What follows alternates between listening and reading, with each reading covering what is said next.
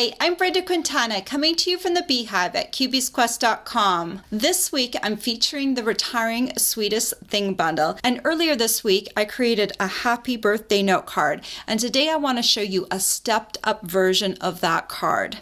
The Sweetest Thing Bundle is such an awesome bundle, but it will be retiring at the end of May, and it's only available while supplies last. It consists of the Sweetest Thing stamp set and the Jar of Sweets framelits. I'm also going to be using the rectangle stitch framelits and the delicate lace edgelits.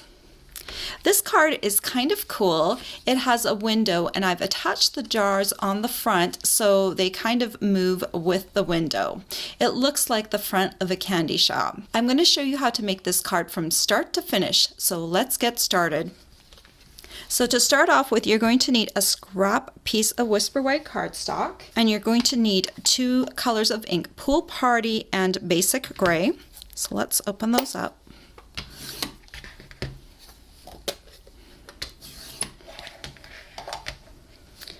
And I'm going to take my first canister, ink it up in the Pool Party, and just stamp it on the Whisper White piece. I'm going to take one of the jars, ink it up in Pool Party, and stamp it down. And there's just one more jar left, and I also want to stamp that one. I want all 3 jars on the front of this card.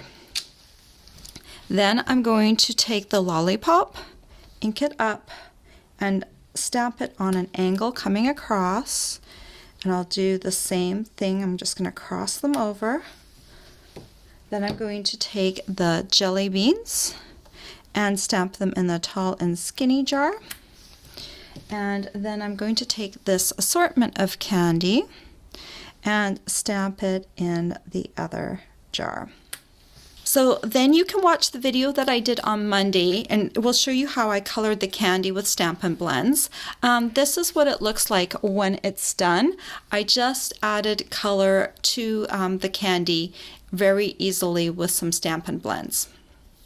Now we're going to do some die cutting. So I have my big shot here. So I'm going to need a card base, and I have a piece of Pool Party cardstock here that I cut to 8.5 inches by 5.5 inches, and then I scored it in half at the 4.25 inch mark.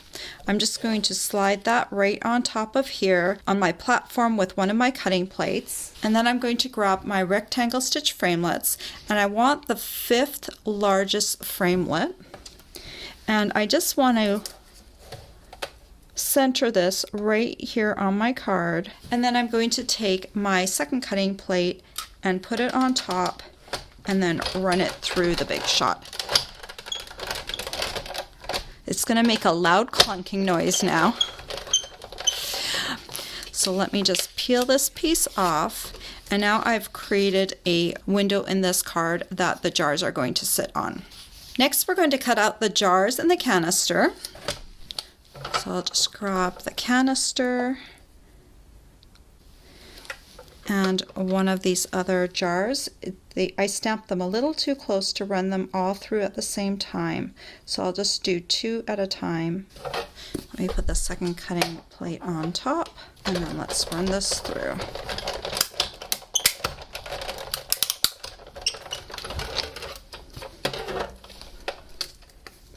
Let's pull these guys out. And then we'll just run this last one through.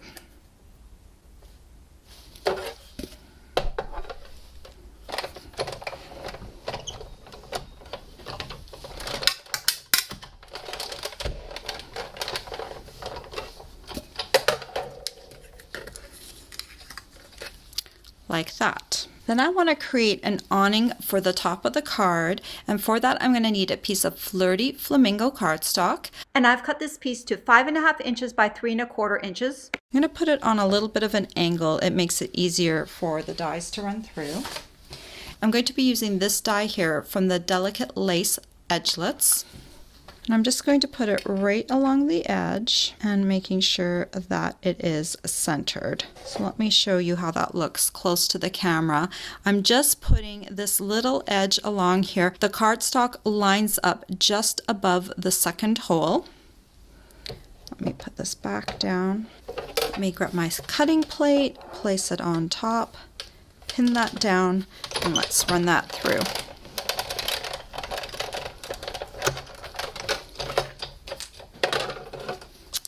And there is my awning.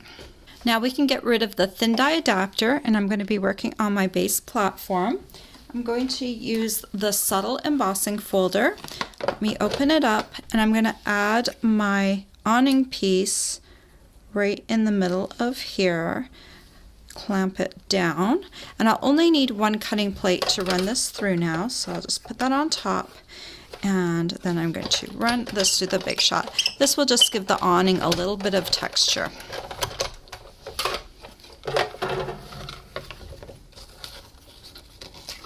And this is what it looks like. Okay, so now it's time to put the card all together. So I have my card base here. I'm going to fold it along the score line.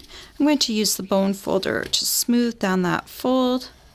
And then I'm going to choose some Coastal Cabana ink. Let me open this up.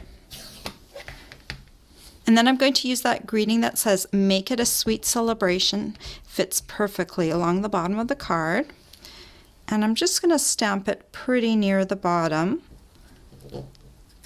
like that. Then I'm going to take some Tombow glue and the awning piece that I cut and embossed. Just run a bead of glue along there and add this to the top of the card. Make sure it's flush with the top and the sides. Then I can bring my jar pieces back in, and you can just see how they will fit. I like to position them so that the top, bottom, and side touches the window frame. That way it's a lot more secure in there. So I will just position these just to see how they look. That looks pretty good. So let me take this canister on the side, and for this one I'm going to put a tiny bit of glue on the side, a tiny bit of glue along the bottom, and just a little bit up top, and that's going to hold that canister in place. So let me pin that down